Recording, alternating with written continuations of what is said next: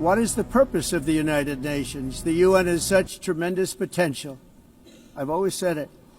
It has such tremendous, tremendous potential, but it's not even coming close to living up to that potential. For the most part, at least for now, all they seem to do is write a really strongly worded letter and then never follow that letter up. It's empty words, and empty words don't solve war. Of the 7 wars that I stopped, I thought that would be the easiest because of my relationship with President Putin, which had always been a good one. China and India are the primary funders of the ongoing war by continuing to purchase Russian oil. But inexcusably, even NATO countries have not cut off much Russian energy and Russian energy products, which, as you know, I found out about 2 weeks ago, and I wasn't happy. Think of it. They're funding the war against themselves. Who the hell ever heard of that one?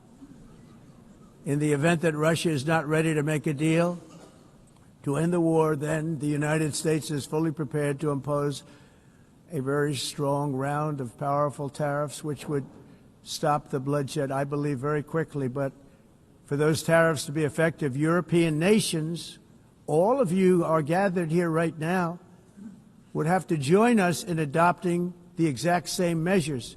But they have to immediately cease all energy purchases from Russia. Hamas has repeatedly rejected reasonable offers to make peace. We can't forget October 7th, can we? Now, as if to encourage continued conflict, some of this body is seeking to unilaterally recognize a Palestinian state.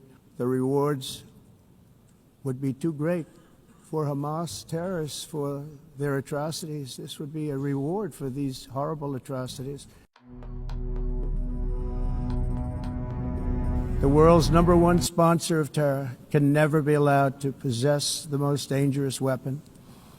That's why, shortly after taking office, I sent the so-called Supreme Leader a letter making a generous offer.